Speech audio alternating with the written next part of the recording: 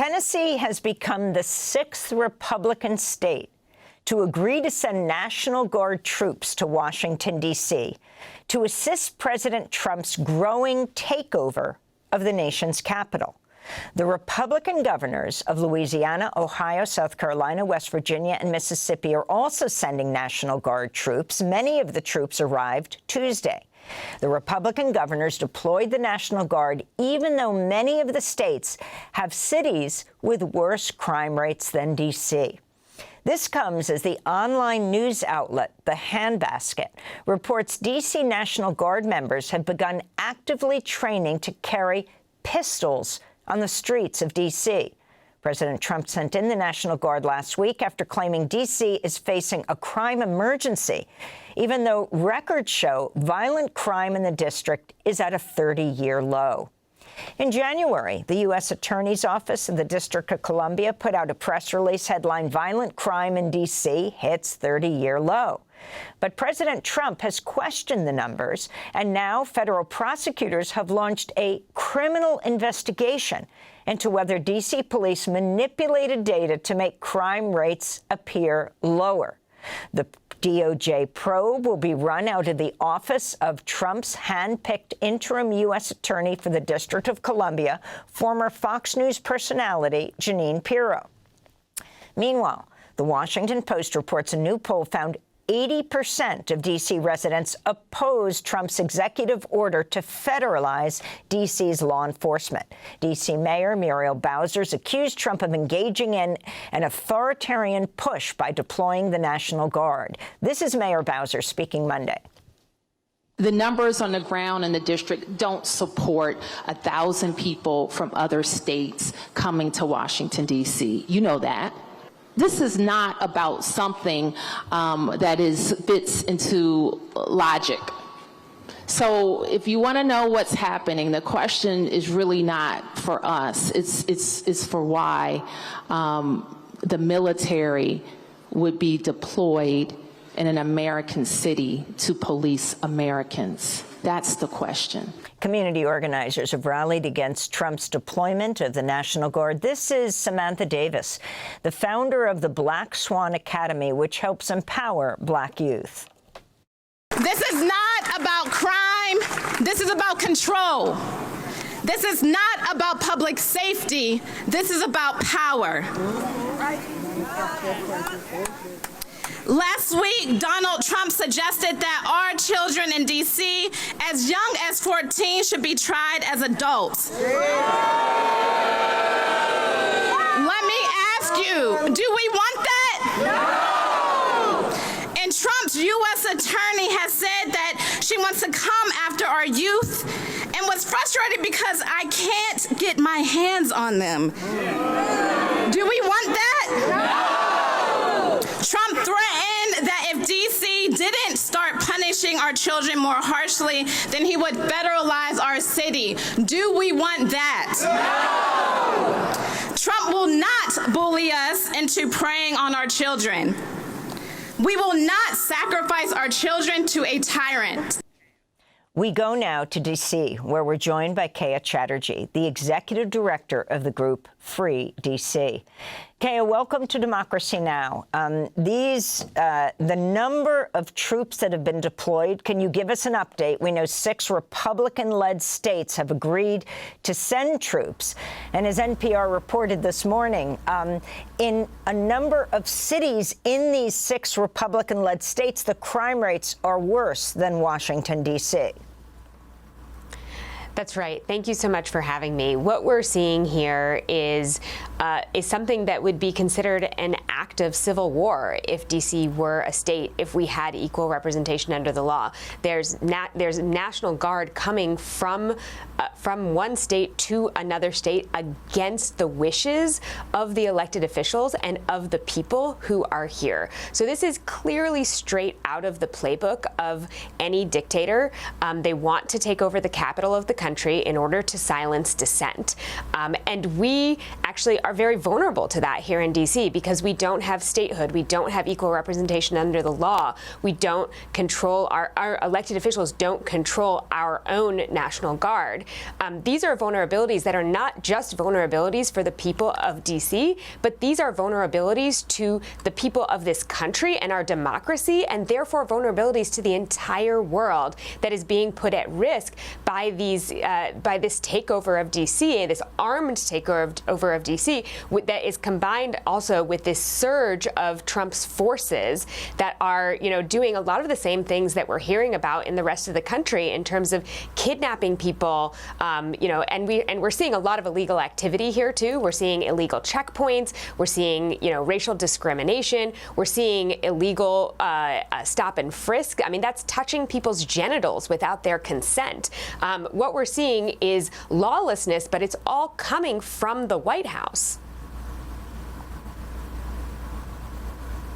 That how is it manifesting itself on the ground right now in the daily life of DC residents? Well, people are both very rightly, taking precautions, walking in pairs, letting people know when they're leaving places, because sometimes we're seeing, people going to work and getting snatched up, put in chains, and because these gangs of Trump's federal agents are often unlabeled, they're often wearing masks. We don't know who's taking them sometimes. Family members don't know where their loved ones have been taken, but we're also seeing a sense of defiance in the people of D.C. I think people in D.C. do understand that we have to protect our community, and that also ultimately we as a broader community in D.C., but also we're going to need allies all throughout the country and the world in order to do what people have done as they rise up against dictators all over the world, ultimately take them down by banding together and not cooperating. And so I think in D.C. we have both a sense of defiance, and a leaning into all the things that make DC so beautiful, right? Like leaning into our neighborhood culture, loving our neighbors, listening to go-go music on the streets. We have people, banging pots and pans every night at 8 p.m. to represent the 8 wards of DC. These are called cacerolazos. They're tried and this is a tried and tested tool of taking down dictators by showing a sense of joy, showing a sense of community. And so what we're seeing is a lot of defiance, a lot of pride in DC culture, a very clear sense that we, the people, are going to have to keep ourselves safe and take this down. But also, it is a lot of brutality that we are experiencing and that our communities are experiencing, and we want these forces gone now. We want them out of our communities. DC is united in this. We do not want them here. We want them gone today. And so, we have this bill in front of Congress that we're asking our allies around the country to support. They can go to freedcproject.org/allies or freedcproject.org/occupation if you're from any of those states that are sending guards here. That is dangerous not only for us, but of course also for those states where those guards are not available, in the middle of a climate crisis during hurricane season in states that are extremely vulnerable. I wanted to ask you also your reaction to this report by the Washington Post that the Justice Department is now going to launch an investigation into whether city officials manipulated data to make crime rates appear to be lower, and how you feel your mayor, Muriel Bowser, is responding to this occupation. Elected officials are following the law, and that is exactly what we are not seeing from the White House. That is where the criminal element is coming from. And so we understand that dictators want to make up their own numbers, want to make up their own truth. We saw this with, labor statistics. We're now seeing it with other statistics. Like, this is all out of a playbook. In some ways, it's very predictable, but it's also very well known what people do and the people power that can come together to take down this kind of dictatorship. I'm wondering if you can comment on the $1 billion that Congress has withheld from Washington, D.C., what that means, and where money is being spent. Yes, so $1.1 billion of DC local funds, so that is our locally raised funds, were frozen by Congress. I will say that we had a unique moment when this money was frozen, where all of the senators in the U.S. Senate voted to give these resources back, but then it got stuck in the House of Representatives, and they never voted to give our money back. You know, obviously, if they want D.C. to be safe, then they would allow us to fund housing, food, education, all of the things that we know reduce crime rates. And, you know, as I said earlier, if you want to keep D.C. safe, you do the opposite of what this regime is doing. You stop mass firings. You make sure you're funding health care, education, food. Those are the things that enhance safety and having a sense of community. And so we do also continue to demand the release of our local funds and allowing us to spend those resources here in D.C., where, again, we raised these resources locally. There's no other place in this country where the federal government can come in and steal local tax dollars, freeze local tax dollars.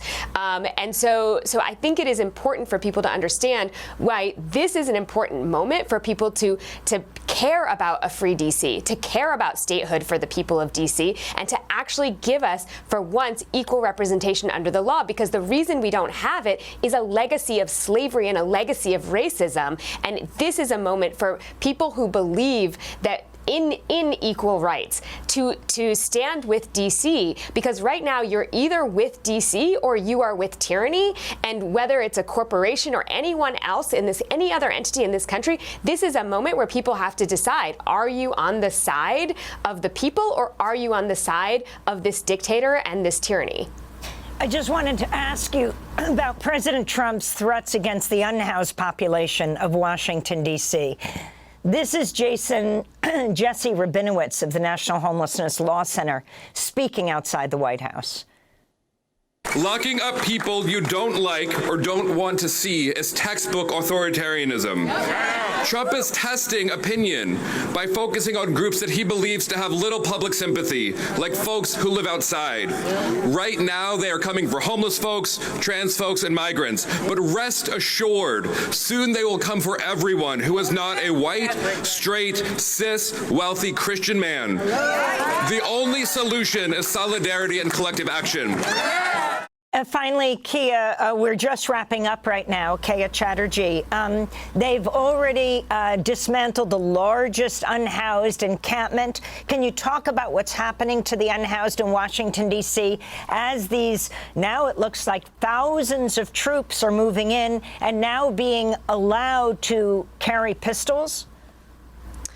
It's incredibly dangerous for our unhoused population. And I think one thing that's important to understand about our communities is that these are community members that are woven into the fabric of our communities in DC.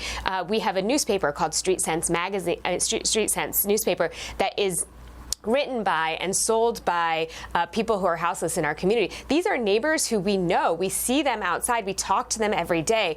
And witnessing this brutality is so harmful to our communities and to those people. They are literally putting all of people's belongings into the trash. They are trying to make it a crime to be poor. They are trying to make it a crime to simply exist for people who are poor. We know that sleeping is a biological necessity. And if you say that it is illegal to sleep outside, what you're saying is that somebody's existence is illegal. And that's not just somebody. These are our neighbors. This is our community. They are being treated with such incredible brutality right now, and we need that to end. And that is our fundamental message, is that the people of DC are united in wanting these escalated forces, Trump's escalated forces, out of our communities today. There are bills that would end this sooner rather than later. There are bills that would end it today, and we are asking for everybody's support to allies from around the country and around the world.